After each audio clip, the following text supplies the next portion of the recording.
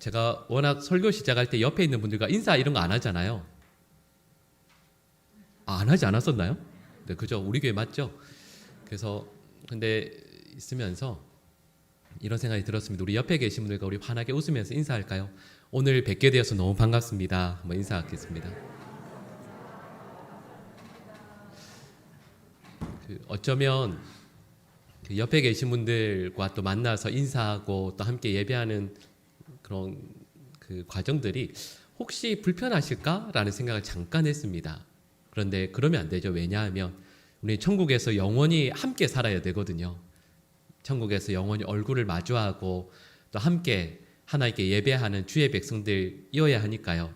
여러분, 교회에서 늘 만나고 얼굴을 대하는 순간순간들이 우리에게 감사와 축복의 시간들이 되시기를 간절히 축복합니다. 예전에 제가 섬겼던 교회에서 제가 부목사로 있을 때 담임 목사님 가정에 아주 특별한 좋은 일이 있었거든요. 그래서 저희 부교역자들과 함께 식사를 하게 되었습니다. 제 기준에서는 좋은 식당에서 이제 식사를 하게 되었는데 이제 들어가서 이렇게 자리에 앉으니까 목사님께서 그러시더라고요. 목사님, 전사님 부담 없이 시키시라고. 더 부담이 되죠. 근데 저는 정말 부담이 되는데 있는 분들은 진짜 말 그대로 부담을 전혀 안 가지시더라고요. 그래서 저도 메뉴판을 보면서 저는 항상 습관이 제일 싼 게 뭔지를 늘 보는 게 습관인데 이분들이 제일 좋은 것, 비싼 것에서 이렇게 하나씩 시키시는 겁니다. 메뉴 시키시는 게 쭉 돌아가는데 제 차례로 올수록 저희 얼굴이 낯빛이 됐습니다. 이래도 되나? 이렇게 시켜도 되나? 그래서 모두가 환하게 웃고 있는데 저만 인상을 쓰고 있었죠. 왜냐하면 제가 그 교회에서 재정 쪽을 담당하고 있어서 부서 쪽에서 목사님 사례가 이렇게 될 텐데 이래도 되나? 라는 생각을 계속 하고 있었습니다. 근데 저한테 이제 목사님께 웃으시면서 시키라고 이제 저를 보시던 얼굴이 왜 이렇게 안 좋냐고. 목사님 이게 음식이 너무 비싼 것 같아가지고 제가 이거 어떻게 하죠? 이랬더니 그때 목사님께서 저에게 이런 말씀을 하신 게 아직도 기억이 납니다. 저를 보면서 약간 한심한 건 아니지만 웃으시면서 하시는 말씀이 그 걱정을 네가 왜 하냐고. 근데 그 말씀이 맞죠. 그 걱정을 제가 왜 해요? 제가 할 일은 목사님께서 기쁨으로 사주신 음식을 맛있게 먹고 또 목사님 가정에 있었던 좋은 일을 축하해 드리면 되는 거지 제가 그걸 실은 걱정할 건 아니었습니다. 제가 괜히 걱정한 거죠. 여러분, 제가 이 말씀을 드린 이유가 있습니다. 여러분, 오늘 저희가 읽었던 이 빌립보서 4장 4절에서 7절 말씀은 여러분 4절부터 7절 말씀을 천천히 쭉 읽어보면 이런 생각이 떠오릅니다. 우리는 염려할 일들이 많이 있잖아요. 오늘 본문 말씀은 마치 저희에게 이렇게 말씀하시는 것 같습니다. 그걸 네가 왜 염려하냐? 그거 네가 염려할 거 아닌데 네가 왜 염려하냐? 이렇게 말씀하는 것 같습니다. 자, 오늘 본문 말씀을요 두 부분으로 나눌 수 있는데 4장 4절에서 6절까지 말씀을 나눌 수 있고요 7절까지 말씀으로 나눌 수가 있습니다. 우리 화면에 4절에서 6절까지 말씀이 먼저 나오는데요. 여러분 이 4절에서 6절 말씀에 나오는 내용을 여러분 우리 함께 읽을 텐데 이 내용을 누가 해야 되는 것인지를 우리 한번 생각하면서 같이 읽어보겠습니다. 같이 읽겠습니다. 주 안에서 항상 기뻐하라. 내가 다시 말하노니 기뻐하라. 너희 관용을 모든 사람에게 알게 하라. 주께서 가까우시니라. 아무것도 염려하지 말고 다만 모든 일에 기도와 간구로 너희 구할 것을 감사함으로 하나님께 아뢰라. 아멘. 여러분 4절에서 6절 말씀은 누가 해야 될 일이냐면 우리가 해야 될 일입니다. 여러분 그 다음에 우리 7절 말씀을 같이 한번 읽어볼까요? 같이 읽겠습니다. 그리하면 모든 지각에 뛰어난 하나님의 평강이 그리스도 예수 안에서 너희 마음과 생각을 지키시리라. 아멘. 여러분 어떤 내용인지 아시겠죠? 4절에서 6절 말씀은 우리가 할 수 있는 일입니다. 그리고 7절 말씀은 우리가 할 수 없는 하나님께서만 하실 수 있는 내용이 7절 말씀에 나오는 거죠. 그러니까 우리가 할 수 있는 일이 있습니다. 어렵고 힘든 일들을 만났을 때, 괴롭고 너무 마음 아픈 일들을 만났을 때 우리가 세상의 모든 일들을 할 수 있는 게 아닙니다. 우리가 할 수 있는 일은 주 안에서 기뻐하는 것, 관용을 누구에게나 베푸는 것, 염려하지 말고 기도와 간구와 감사함으로 하나님께 아뢰는 것. 그러면 7절에서 하나님께서 역사하시는 하나님께서 우리의 마음과 생각을 지켜주신다. 이렇게 말씀하고 있는 거죠. 그러니까 오늘 본문 말씀의 메시지는 명확합니다. 하나님의 일과 내가 해야 될 일이 있다. 그러니 너는 하나님의 일을 대신하려고 하지 말라.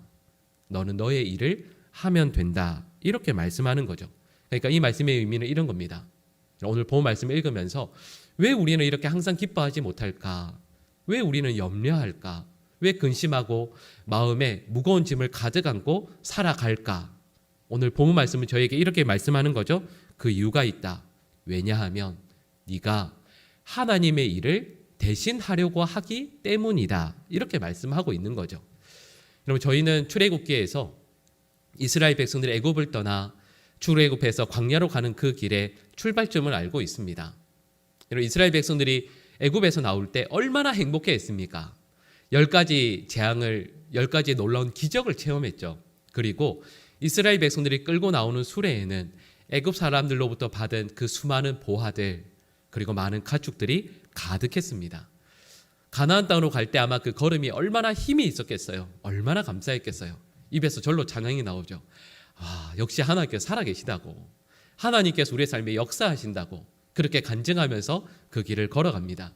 근데 하나님께서 인도하셨던 그 길은 어디로 이르냐면 홍해 앞으로 이르게 됩니다. 그리고 그 소식을 들었던 바로 왕은 군대를 총동원해서 이스라엘 백성들을 뒤쫓아오게 되죠. 결국 이스라엘 백성들 앞에는 홍해 바다, 그리고 뒤에는 애국 군대를 맞닥뜨리게 됩니다. 그럴 때 이스라엘 백성들은 어떻게 반응하냐면 모세를 원망합니다.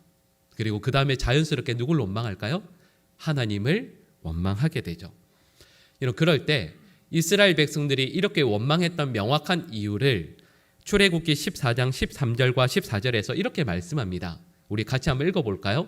모세가 백성에게 이르되 너희는 두려워하지 말고 가만히 서서 여호와께서 오늘 너희를 위하여 행하시는 구원을 보라. 너희가 오늘 본 애굽 사람을 영원히 다시 보지 아니하리라.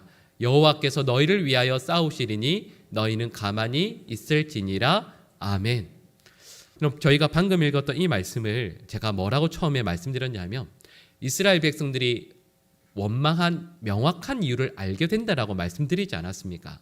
근데 저희가 읽은 이 말씀에서는 그 이유가 나오지 않는 것 같거든요.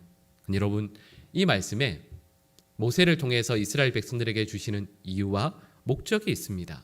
오늘 본 말씀, 이 출애굽기 말씀은 이렇게 말씀하고 있는 거죠. 이 문제는 너희들이 해결할 수 있는 문제가 아니다. 이 문제는 나 여호와의 일이고 이 전쟁은 너희의 전쟁이 아니라 나의 전쟁이다. 그러니까 너희들은 가만히 있으라. 이렇게 말씀하는 거죠. 그러니까 이 이스라엘 백성들이 불평하고 원망한 이유를 우리는 정확히 알게 됩니다. 그게 무엇이냐면 하나님께서 하실 일과 이스라엘 백성들이 할 일을 명확히 구별하지 못했기 때문인 거죠. 이스라엘 백성들이 원망했던 이유는 이겁니다. 지금 여기에 처했잖아요. 근데 이 문제를 해결하는 걸 자기들이 해야 된다라고 생각했기 때문입니다. 하나님께서 해결하실 일인데 이스라엘 백성들은 이 문제를 우리가 해결해야 하는데 근데 막상 해결할 수 있는 능력과 힘과 방법이 없지 않습니까? 그러니까 이들은 그 자리에서 원망하고 낙심하는 거죠. 그래서 하나님께서 이렇게 말씀하십니다. 가만히 있으라. 여러분, 이 말씀의 의미가 무엇이겠습니까? 우리는 이렇게 생각하죠. 불평하지 말고 원망하지 말고 그냥 가만히 있으면 돼. 이렇게 말씀을 이해할 수도 있지만 이 말씀의 궁극적인 의미는 이런 겁니다. 너희가 지금 할 수 있는 것 아무것도 없다. 하나님께서 할 일을 하나님께서 행하실 것이니 너희는 그저 가만히 기다리라. 이렇게 말씀하시는 거죠. 여러분, 이때 어떤 능동적인 사람이 실은 모세나 여호수아 같은 사람이 아니라 어떤 능동적인 사람이 이렇게 말을 할 수도 있지 않겠습니까? 아니, 여러분, 옛 속담에도 이런 말이 있습니다. 하늘은 스스로 돕는 자를 돕습니다. 우리 이럴 때 가만히 있으면 되겠습니까? 뭐라도 합시다. 이럴 때 우리가 수가 이렇게 많으니까 여기 바닥에 지금 빨리 돌을 찾아서 짱돌 몇 개를 모아가지고 애국 군대 오면 이 돌이라도 그들한테 던져서 우리가 이길 수도 있지 않겠습니까? 만약에 그게 두려우면 여기에 지금 우리 가져온 수레들 빨리 뜯어서 이거 물에 뜰 수 있게 만들어서 지금 당장이라도 재물은 다 포기하더라도 홍해 바다로 뭔가 이거 물에 뜰 수 있는 것 잡아서라도 나아가면 전부 다는 아니라 할지라도 그래도 어느 정도는 살지 않겠습니까? 살 사람은 살아야지. 우리 이럴 때 그냥 아무것도 안 하고 포기하고 가만히 있으면 안 됩니다. 뭔가라도 합시다. 이렇게 할 수도 있었겠죠. 그런데 하나님께서는 모세를 통해서 이스라엘 백성들에게 이렇게 말씀하시는 겁니다. 아니, 너희들 지금 할 수 있는 것 아무것도 없다. 지금은 나 여호와가 일을 할 순간이니까 너희가 할 수 있는 것 없으니 이 순간 잠잠히 있으라 말씀하시는 거죠. 그리고 이 싸움은 이스라엘 백성들의 싸움이 아니니까요. 그들이 나설 필요가 전혀 없다라고 말씀합니다. 여러분, 그런데 제가 여기까지 말씀을 드리지만 우리 모두는 염려하잖아요. 걱정하고 근심하잖아요. 제가 처음에 말씀드렸던 것처럼 이런 음식값 그것 생각하면서도 걱정하는 게 우리이지 않겠습니까? 그런데 오늘 본문은 저에게 명확히 이렇게 말씀하시는 겁니다. 삶에서 하나님이 하실 일이 있고 너희가 할 수 있는 일이 있다. 그런데 하나님께서 하실 수 있는 그 일을 너희가 하려고 나서지 말아라. 너희는 너희가 할 수 있는 일만 하면 된다 말씀하시는 거죠. 근데 문제가 있습니다. 우리의 문제는 하나님께서만 하실 수 있는 그 일을 우리가 하려고 하는 데에 문제가 있는 거죠. 예전에 제가 섬기던 교회에 유기성 목사님께서 오셔서 부흥 집회를 하신 적이 있습니다. 근데 그때 유 목사님께서 이런 말씀을 하신 적이 있었어요. 본인께서 목회를 시작하실 때 너무 걱정이 많으셨답니다. 걱정의 내용을 그때 제가 몇 가지를 메모했는데 이런 것들이었습니다. 내가 목회를 하면 교인들이 많이 모일까? 내가 설교는 잘할 수 있을까? 내가 설교하면 교인이 변화는 될까? 혹 내가 실수해서 교인들의 비난을 받지는 않을까? 교인들은 내가 하는 일을 좋아할까? 내가 목회하면 혹시 교인들에게 상처를 주지는 않을까? 제가 여기까지 말씀을 듣고 귀한 깨달음을 얻었습니다. 저분이 나랑 정말 많이 닮으셨구나 라는 생각을 했습니다. 근데 여러분, 이런 고민을 하다가 유기성 목사님께서 어느 날 하나님께서 주시는 귀한 깨달음을 얻게 되었습니다. 그리고 이런 결단을 하셨답니다. 내가 걱정할 건 이런 게 아니구나. 내가 걱정할 건 단 하나. 내가 주님과 함께 가고 있는가? 이것만 걱정하면 되지. 내가 목회를 어떻게 할지, 교회가 어떻게 될지 이건 하나님께서 하실 일이구나 라는 것을 고백한 것을 들은 적이 있습니다. 실은 우리가 그렇죠. 우리 걱정하는 거 너무 많지 않습니까? 가정도, 실은 나라도, 민족도 우리가 걱정할 게 정말 많은 것 같습니다. 근데 그 모든 것들을 다 걱정하지만 실은 여러분 그 가운데서 우리가 실제로 할 수 있는 일은 없지 않습니까? 그래서 저도 이 말씀을 기도하고 준비하면서 이런 걸 해보았습니다. 여러분 걱정하고 근심되고 어려운 일들을 만나게 되잖아요. 여러분 그럴 때 노트를 꺼내어서요. 아니면 종이 한 장을 꺼내어서 가운데 줄을 이렇게 쭉 긋고요. 왼쪽에 하나님께서 하실 일, 그리고 오른쪽에 내가 할 일 한번 이렇게 써보십시오. 그리고 그 어려움 가운데에서 정말 내가 할 수 있는 일이 뭔지, 그리고 하나님께서 해주셔야만 하는 일이 뭔지를 한번 써보십시오. 그러면 여러분 그렇게 되면 아마도 놀라실 겁니다. 하나님께서 하셔야만 되는 일을 내가 지금까지 붙들고 살아왔다는 것에 아마도요 깜짝 놀라실 겁니다. 여러분 어렵고 힘든 일들이 있을 때 여러분 저희는 이 빌립보서 4장의 말씀을 보면서 항상 기뻐하라고 말씀하시는데 여러분 그것이 우리에게 너무 어렵다라고 고백하게 되지 않습니까? 이유가 있습니다. 하나님께서 하셔야 되는 그 일을 내가 해왔거든요. 붙들어 왔거든요. 여러분 내가 할 일을 내가 하고, 그러나 하나님께서 꼭 하셔야 될 그 일을 하나님께 온전히 맡겨드리는 우리 모든 주의 백성들 되시기를 간절히 축복합니다. 여러분, 그런데 말씀드렸던 것처럼 우리가 할 일이죠. 기뻐하고 관용을 베풀고 모든 일에 기도와 감사로 또 간구로 하나님께 아뢰 수 있는 그것 어떻게 할 수 있을까? 하나님의 일을 구별하고 나의 일을 구별하는데 나의 그 일은 내가 어떻게 감당할 수 있을까? 이 질문에 대해서 우리 주님께서 대답하시는 내용이 나오고 있습니다. 오늘 본문 우리 5절 후반부 말씀을 보시면 사도 바울이 정말 저에게 중요한 것을 말씀해 주고 있습니다. 5절 후반부 말씀을 보시면 우리 노란색으로 되어 있는 부분이 우리 화면에 나오는데요. 우리 같이 한번 읽어볼까요? 주께서 가까우시니라. 아멘. 주께서 가까우시다라는 이 말씀이 오늘 본문 5절 말씀의 끝부분에 나오지 않습니까? 근데 이 말씀은 헬라어 원어로 보면 5절에만 연결되는 것이 아니라 4절 말씀에도 연결이 됩니다. 여러분, 그러면 우리 본문 4절과 5절 말씀 우리 화면에 나오는데 같이 한번 읽어볼까요? 같이 읽겠습니다.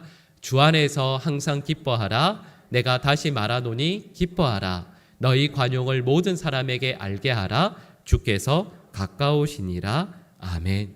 여러분, 이 말씀을 제가 말씀드렸던 헬라어 원어의 구조에 의하면 이렇게 읽어야 됩니다. 주 안에서 항상 기뻐하라. 내가 다시 말하노니 기뻐하라. 왜냐하면 주께서 가까우시니라. 너희 관용을 모든 사람에게 알게 하라. 왜냐하면 주께서 가까우시니라. 아멘. 그러니까 이렇게 말씀하는 거죠. 저와 여러분들이 기뻐할 수 있는 이유는 우리 주님의 재림이 가깝기 때문이고 또 우리가 우리 곁에 있는 누구에게나 관용할 수 있는 이유는 우리 주님의 재림이 가깝기 때문이라고 말씀하는 거죠. 여기까지 말씀을 드리고 나면 문제가 있습니다. 그게 뭐냐 하면 예수님의 재림이 너무 멀리 느껴지거든요. 신약 성경, 실은 신구약 성경 전체에서 하나님께서 이 땅에 다시 오신다라는 말씀을 가장 많이 말씀하고 있습니다. 정말 강조를 많이 하고 있죠. 근데 문제가 뭐냐 하면 그 날이 너무 멀리 느껴지거든요. 주님께서 재림하신다고는 하셨지만 그게 과연 내가 살아있을 때, 아니 지금 이 순간이라도 일어날 수 있을까? 여기에 대해서 너무 회의적이거든요. 주님의 재림에 대해서 아마도 대부분의 분들이 별로 심각하게 받아들이지 않으실 겁니다. 그러니까 이것이 우리에게 정말 중요한 문제인 거죠. 여러분, 그런데 이 문제를 어떻게 이해해야 되겠습니까? 여러분, 실은 예수님의 재림이라는 것을 쉽게 말씀드리면 이렇습니다. 예수님의 재림을 매일매일 매 순간순간 경험하는 것을 우리가 뭐라고 이야기하냐면 하나님의 임재라고 이야기하죠. 여러분, 재림은 분명히 역사의 마지막 그날 그 순간에 있을 겁니다. 여러분, 그런데 하나님께서 우리와 함께 하신다라는 것, 하나님께서 우리의 삶에 찾아오시는 것을 매일 매 순간 경험하는 것을 뭐라고 이야기하냐면 하나님의 임재라고 이야기하지 않습니까? 여러분, 이런 거죠. 여러분, 그런 일이 있으면 안 되겠지만 만약에 지금 이 순간 여기는 우리 모두의 삶이 바로 이 순간 끊어지게 되면, 그래서 하나님 앞에 서게 되면 여러분, 그때 우리가 어떻게 해야 되겠습니까? 여러분, 그렇게 되려면, 하나님 앞에 서게 되려면 우리의 삶이 끊어지는 바로 그 순간까지 하나님과 함께 있어야 되지 않겠습니까? 하나님과 함께 있다가 하나님 앞에 서야 되는 거죠.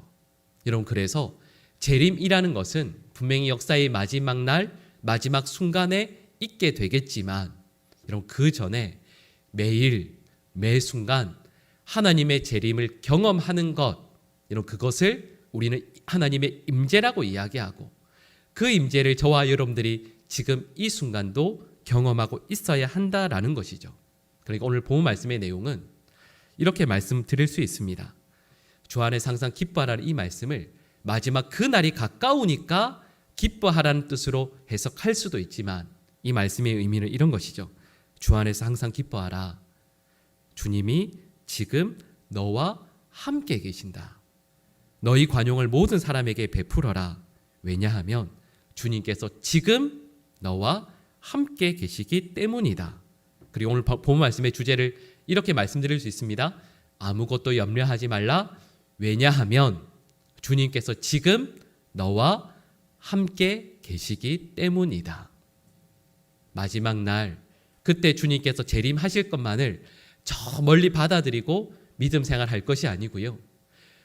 그때도 반드시 이 땅에 오시겠지만, 역사의 주관자요 심판자로 이 땅에 오시겠지만, 그 주님께서 지금 당장 이 순간 우리와 함께 계신다라는 것이 우리 신앙의 가장 중요한 신앙의 고백 아니겠습니까?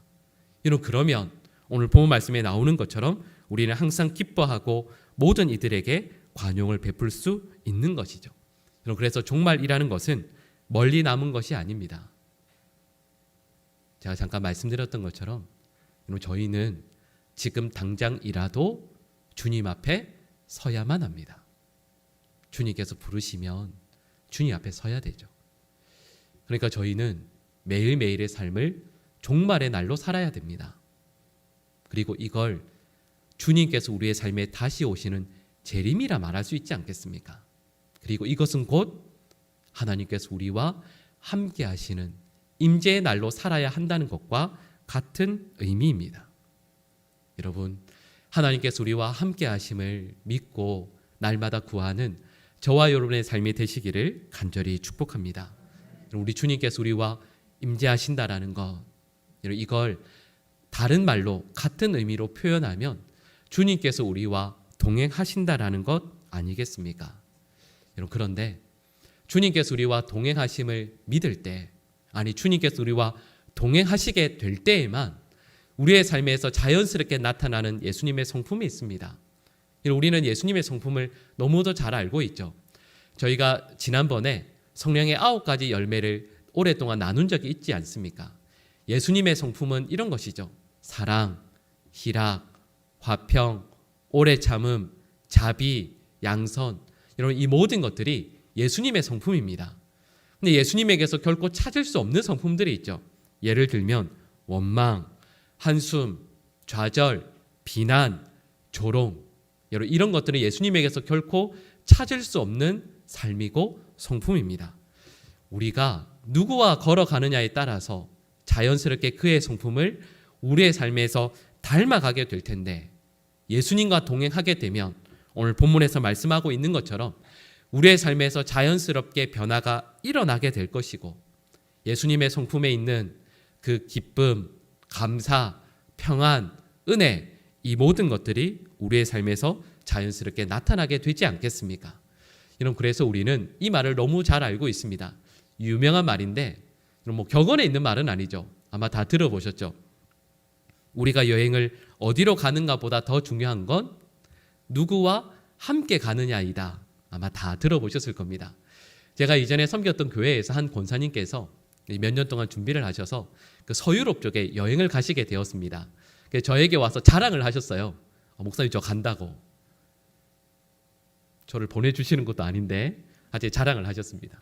그래서 웃으면서 권사님 그럼 누구랑 가시냐고, 남편 집사님이랑 같이 가시냐고 그랬더니 그 친구 몇 분들과 함께 가신대요. 그래서 이제 교회 몇몇 권사님들과 가시게 되었는데 한 14박 한 15일 보름 정도를 갔다 오셨습니다.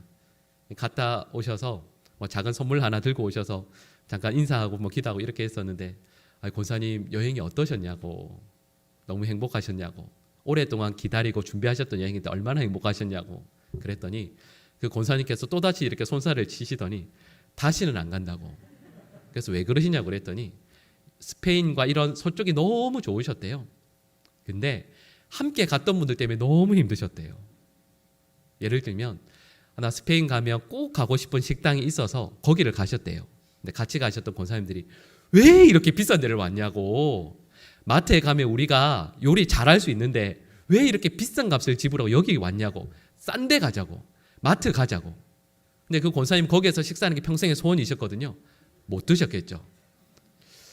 여러분, 여행 가면 기념품 살 수 있지 않겠습니까? 그래서 어디 관광지에 가서, 근데 거기 꼭 비싸거든요. 근데 그걸 사려고 하는데 권사님들이 손을 치면서 이거 동대문 가면 있는데 이거 왜 여기서 사냐고, 거기 가면 훨씬 싼데 이거 왜 여기 사냐고. 박물관이나 이런 데 가고 싶은 데가 있으셔서 여러분 그런데 또 입장권이 비싸거든요. 지불하려고 했더니 그 옆에 가지고 또 치면서 이거 큰 화면에 TV로 보면 유튜브에 보면 다 나오는데 이걸 왜 또 여기 와서 보려고 하냐고. 너무 힘드셨대요. 너무 힘드셨대요. 근데 그것도 아시죠?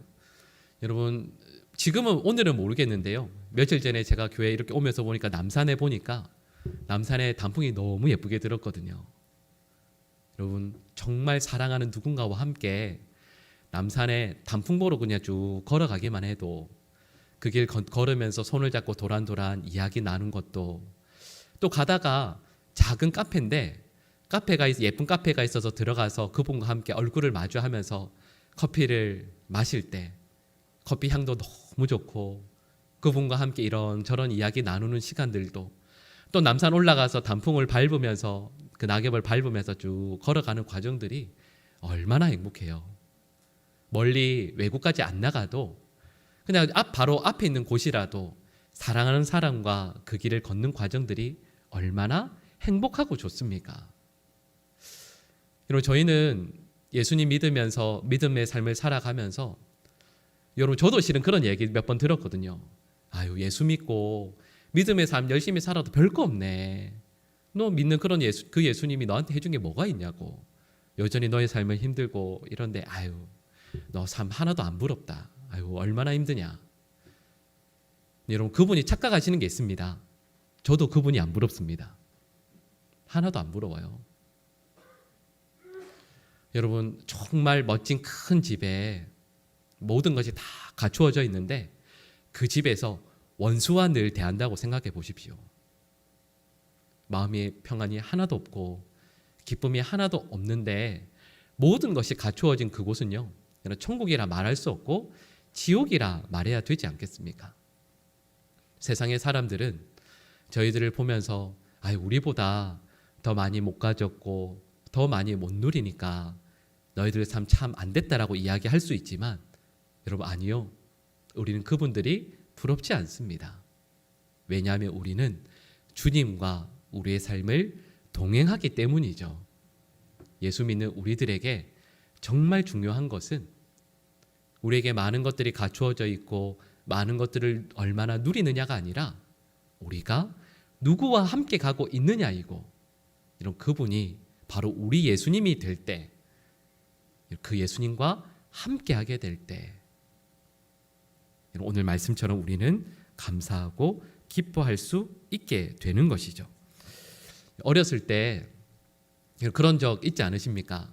제가 어렸을 때 시골에서 이제 초등학교를 국민학교였죠. 그때는 학교를 다녔는데 그 운동회 때 꼭 이런 순간이 있습니다. 그 진행하시는 선생님께서 원래 아이들만 이렇게 늘 뛰는데 누구랑 뛰는 순간이 있죠? 엄마나 아빠랑 뛰어야 될 때가 있거든요. 만약에 엄마나 아빠가 없으면 이장님이라도 와서 뛰라고 합니다. 같이 이렇게 뛰죠. 근데 저도 기억이 나요. 그때 보면 그 발 이렇게 묶고 막 이렇게 하고 있는데 성질 급한 엄마 있거든요. 성질 급한 엄마는 어떻게 하죠? 애를 둘러엎고 이렇게 막 뛰잖아요. 아, 서울은 안 그런가요? 저희 시골은 그랬었는데.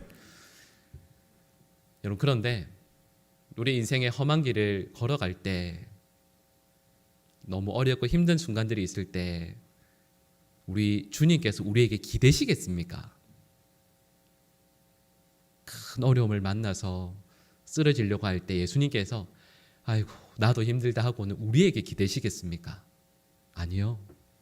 우리 주님은 우리를 안으시고 그 길을 걸어가시지 않겠습니까? 그러니까 오늘 본 말씀은 저에게 이렇게 말씀합니다.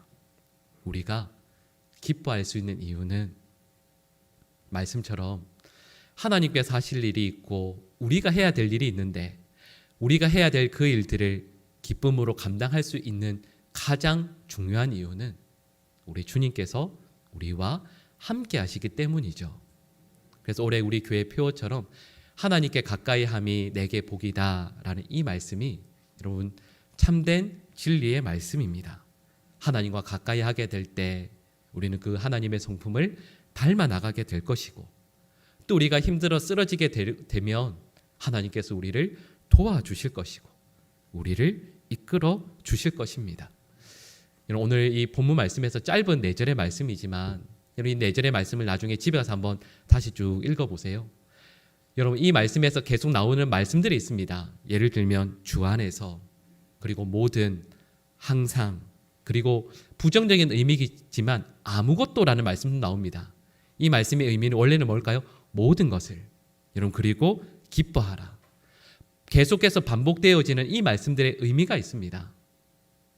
저와 여러분들이 하나님과 함께하면, 저와 여러분들이 하나님과 동행하면 세상의 어려움과 낙심에 쓰러지는 것이 아니라 넉넉하게 이 세상을 승리하며 이겨낼 줄로 믿습니다. 우리 하나님과 늘 동행하는 우리 믿음의 백성들 되시기를 간절히 축복합니다. 여러분, 어려움들이 있을 때 그때요, 다시 한번 엎드려서 기도하면서 종이를 꺼내어서 하나님께서 하실 일 쭉 써보시고, 하나님 이거 해주십시오. 해주실 것 믿습니다. 그런데 제가 할 일 쓰고 나서 하나님 이거 제가 하겠습니다. 그러나 이 일 감당하려면 하나님께서 저와 함께 해주셔야 합니다. 하나님 저와 함께 해주십시오. 여러분, 그렇게 하나님의 은혜를 구하며 하나님과 동행하는 우리 모든 믿음의 백성들 되시기를 간절히 축복합니다. 기도하겠습니다. 사랑의 하나님, 하나님께서 하실 수 있는 그 일, 저희가 침범하지 않기를 결단합니다. 하나님, 저희가 할 수 있는 그 일, 하나님의 함께 하심을 날마다 구하며 저희가 할 수 있는 그 일 감당할 수 있도록 하나님 은혜 베풀어 주시옵소서. 사랑하는 모든 성도들, 어렵고 힘든 일들 만난 분들 많이 계십니다. 주님 은혜 베풀어 주시고, 그래서 진정으로 그 가운데서도 기뻐하고 감사함으로 하나님께 영광 올려드리는 주의 백성들 되게 하여 주시옵소서. 예수님의 이름으로 기도드립니다. 아멘.